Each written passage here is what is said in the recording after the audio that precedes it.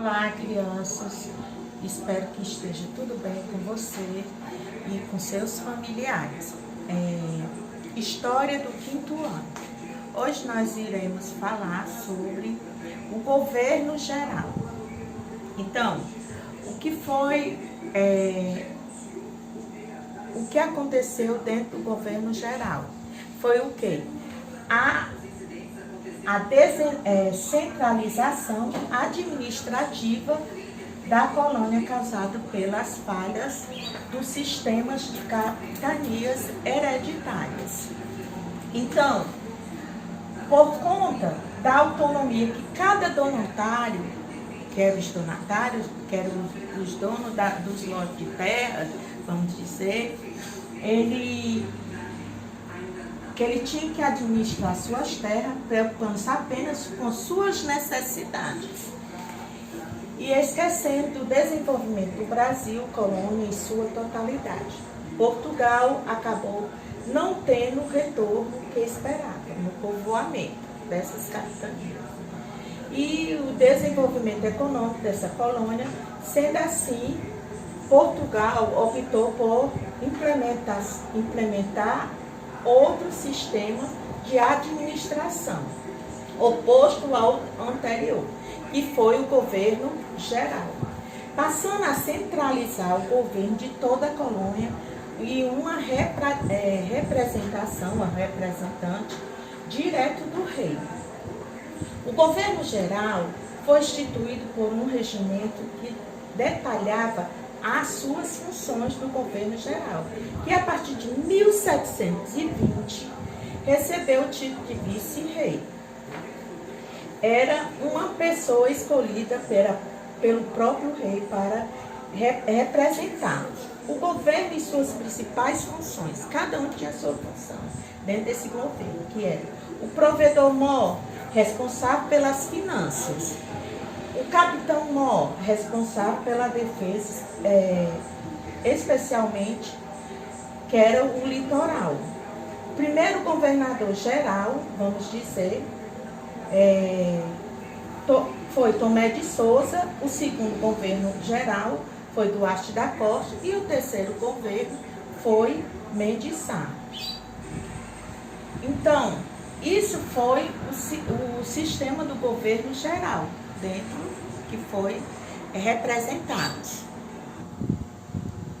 Explicando a atividade de hoje, que é governo geral, página 120. Primeira questão, responda. Qual era a principal diferença entre o sistema de capitanias hereditárias e o governo geral? B. Onde foi construída a primeira sede do governo no Brasil? Qual nome foi dado à primeira capital do Brasil?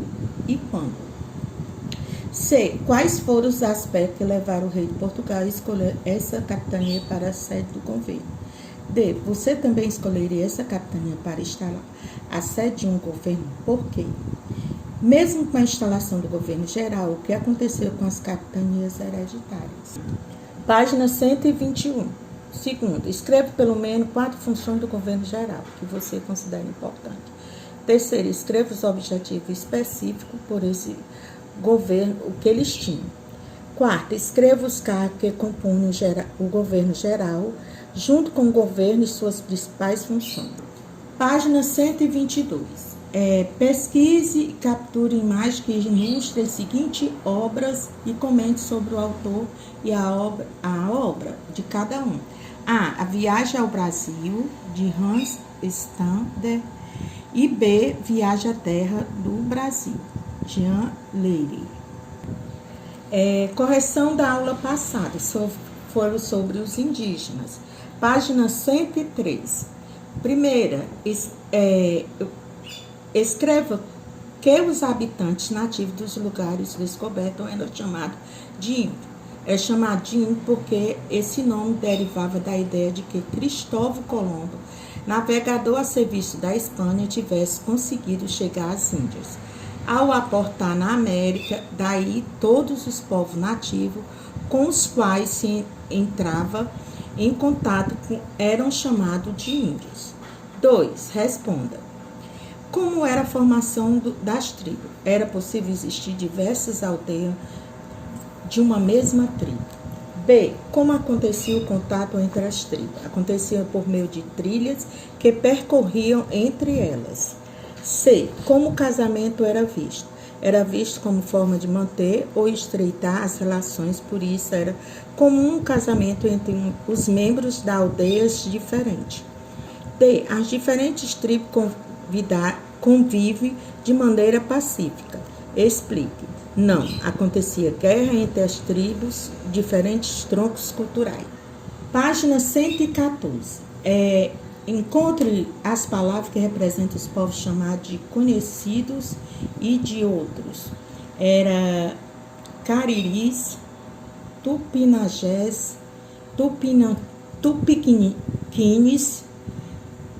Amorés, Tupinambás, Tremembé.